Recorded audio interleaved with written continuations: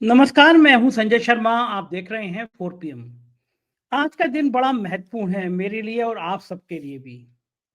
कल से बहुत सारे साथियों के फ़ोन आ रहे हैं, मेल आ रहे हैं, मैसेज आ रहे हैं कि क्या होगा सुप्रीम कोर्ट का। अब बस मैं तैयार हुआ हूँ, सुप्रीम कोर्ट के लिए निकल रहा हूँ, तो मुझे लगा एक संदेश आप सबके लिए छोड़ दूँ कि सुप्रीम कोर्ट में आज क्या होना है। सरकार ने अगर ये नहीं कहा होता कि यूट्यूब को ईमेल नहीं लिखा होता कि नेशनल सिक्योरिटी के तहत चैनल बंद कर दिया जाए, रूटीन में लिखा होता तो शायद मैं इतनी पैरवी नहीं करता, सुप्रीम कोर्ट तक नहीं आता।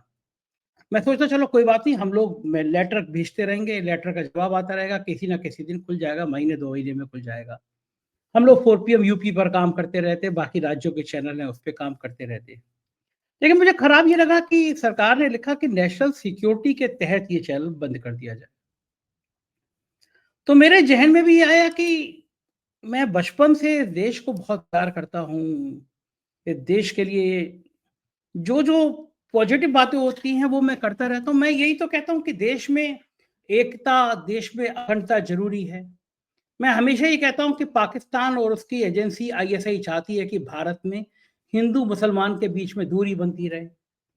मैं हमेशा ये कहता हूँ कि जो लोग हिंदू-मुसलमान के बीच में दीवार खड़ी करना चाहते हैं, वो दरअसल पाकिस्तान का काम कर रहे हैं। नफ़रत फैलाना चाहता है पाकिस्तान और उसके हम जाल में फँस रहे हैं। तो मैं तो हमेशा से एकता, अखंडता की बात करता रहता हूँ। मुझे लगा कि नेशनल सिक्योरिटी पे कार्रवाई उन लोगों के खिलाफ होनी चाहिए जो पहलगाँव की घटना के बाद लगातार इस तरह का पोस्ट कर रहे हैं कि धर्म के नाम पर पहचान के मारा गया, तुम समझ जाओ, हिंदू हो तुम इकट्ठे हो जाओ। कार्रवाई उन पे होनी चाहिए, छत्तीसगढ़ भाजपा पे होनी चाहिए जो अपना पोस्टर बना के जारी कर रही थी कि धर्म पूछ के मारा, जाति पूछ के नहीं, और घटना के तुरंत बाद कर रही थी। मुझे लगा ये कोई समय है। कारण कार्रवाई उन लोगों पे होनी चाहिए जो एक फौजी अफसर की पत्नी को उसने इतना कह दिया कि मुझे झगड़ा नहीं चाहिए, मुझे शांति चाहिए, उसको अभद्र बातें कर रहे हैं, उस पे अभद्र कमेंट कर रहे हैं, अश्लील कमेंट कर रहे हैं, कार्रवाई उन पे होनी चाहिए। देश को सलाम करना चाहिए उस बहादुर महिला का, लेकिन उस पे अपशब्द कसे जा रहे हैं, उन पे कार्रवाई होनी चाहिए। तो मुझे लगा कि मैंने ऐसा कौन-सा काम कर दिया कि जिसपे नेशनल सिक्योरिटी के तहत कार्रवाई हो रही है। मुझे लगा ये जानना ज़रूरी है, तो मैंने सुप्रीम कोर्ट में रिट दायर करी। मेरे बहुत सारे मित्र कह रहे थे सुप्रीम कोर्ट स्वीकार नहीं करेगा, लेकिन मैं आभारी हूँ देश के न्यायपालिका का।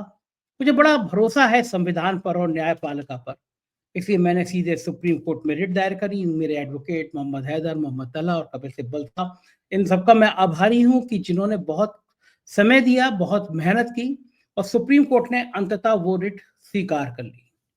जस्टिस गवई की बेंच है, उसमें सुनवाई है और मेरा मन कह रहा है, मेरा दिल कह रहा है, चूँकि मैं गलत नहीं हूँ तो फैसला न्यायोचित होगा, फैसला संविधान के प्रति होगा और कम से कम मुझे ये ज़रूर बताया जाएगा कि ये चैनल नेशनल सिक्योरिटी के लिए खतरा कैसा हो गया। मैं फिर कह रहा हूँ कि अगर सरकार हमें बताती कि ये 2 वीडियो हैं आपके या 3 वीडियो, एक मेल कर देती, इनको इसको वायरल होने से, इसको लोड होने से देश की सुरक्षा पे खतरा हो सकता है, तो मैं सरकार का मेल आने के 1 सेकंड के अंदर वो वीडियो डिलीट कर देता।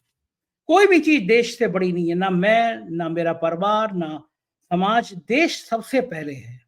देश की सुरक्षा सबसे पहले है।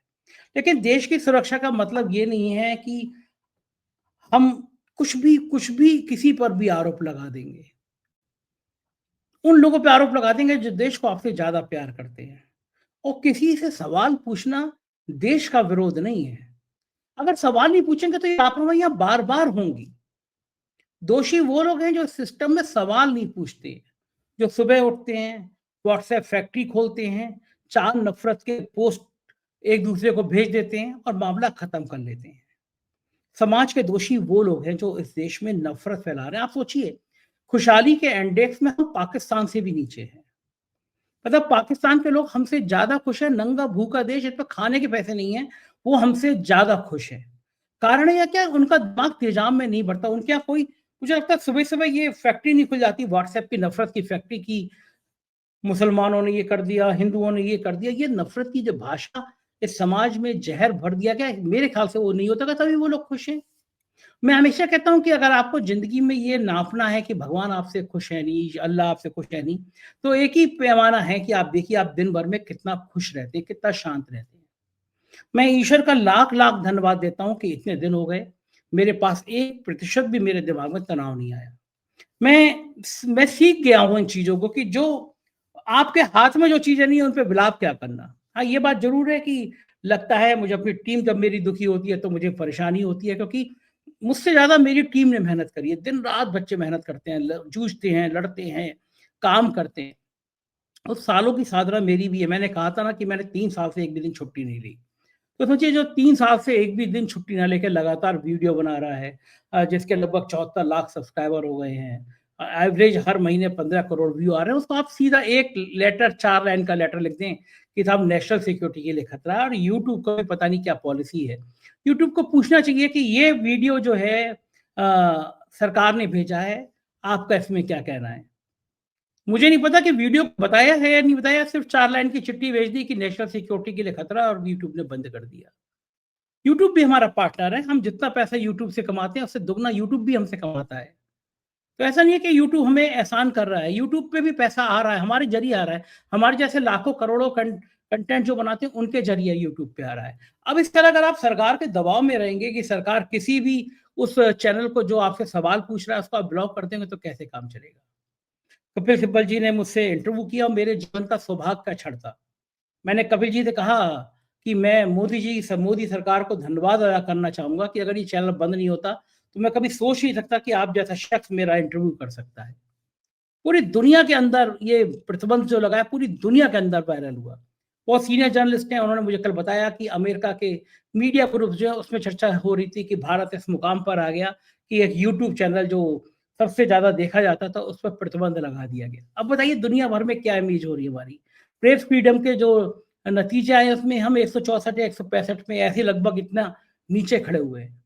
पत्रकारों को बोलने का हक नहीं है, पत्रकारों को लिखने का हक नहीं है। बाकी तो गोदी मीडिया आपने बनाई दी हैं जो दिन भर राजा के लिए दरबारी करते रहते हैं, जो तुमको हो पसंद वही बात करेंगे। तुम दिन को अगर रात कहो तो रात कहेंगे। अब बताइए अगर मैं उस तरह का दरबारी नहीं हूँ, मैं सत्ता की आँख में आँख डाल के सवाल कर रहा हूँ, तो इसमें गुनाह क्या है? क्या सत्ता को सवाल पूछना गुनाह है? क्या 2014 से पहले भारतीय जनता पार्टी कांग्रेस से सवाल नहीं पूछती थी? हम 2014 से ऐसे ही सवाल कांग्रेस से पूछते थे। लेकिन तब हमको गालियाँ नहीं दी जाती थी, तब हमारे अखबार पे प्रतिबंध नहीं लगाया जाता था। ये लोकतंत्र है। कितने तो लोग ही बचे हैं जो आपसे सवाल करें, गिनती के दर्जन भर लोग भी नहीं हैं। अब आप उन पे दंडात्मक कार्रवाई करेंगे और मेरे को तो उन्होंने प्रयोगशाला बना लिया, दुनिया की जितनी एजेंसियाँ होती हैं, सब पे मेरी जाँच करा ली है उन्होंने। सब पे सब पे शिकायतें करा ली, जान से मारने की धमकी दे डाली, तो क्या करना चाहते हैं आप? मारना चाहते हैं तो उसके लिए भी मैं सहज तैयार हूँ, मानसिक रूप से तैयार हूँ कि आप ये भी कर सकते हैं। लेकिन मैं इस बात के लिए तैयार नहीं हूँ कि मैं ज़िंदा रहते हुए अपनी ज़बान बंद कर लूँ। क्योंकि एक वो 2 लाइनें हैं ना, हो सकता है कुछ गड़बड़ हो जाती, मुझे शेर बहुत ज़्यादा याद नहीं रहते। कि पल भर को भी मैं बेज़मीर हो जाता, यकीन मानिए कब का वज़ीर हो जाता। देखिए, मुझे वज़ीर होने से कहीं ज़्यादा आपकी मोहब्बत पसंद है, आपका प्यार पसंद है, क्योंकि मेरे अंदर बड़ी सारी ऊर्जा देता है।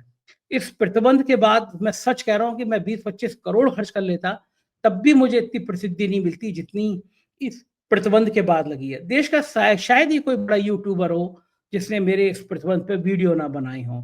कल से कपिल सिब्बल का जो मेरा इंटरव्यू है, लगभग हर बड़े यूट्यूबर ने अपने चैनल पे लगाया है। तो ये प्यार है देश का और अच्छा है सरकार को समझ में आ गया कि कम से कम जो मीडिया है, जो सीना तान के जिसकी रीढ़ की हड्डी सीधी है, वो मीडिया खड़ी हुई है सरकार की इस नीति के खिलाफ है। अब सुप्रीम कोर्ट जा रहा हूँ, आप सबकी दुआओं की ज़रूरत है, मुझे दुआ दीजिएगा। जो भी बात होगी आप 4 पीएम पर सुनते रहिएगा, ये हमारा यूपी चैनल है। आप कम से कम इसको सब्सक्राइब कर लीजिए, अपने दोस्तों को सब्सक्राइब कर लीजिए। जो भी हाल होगा मैं आपको बताता रहूँगा, आपकी दुआएँ मेरे साथ हैं। बहुत-बहुत शुक्रिया। Thank you.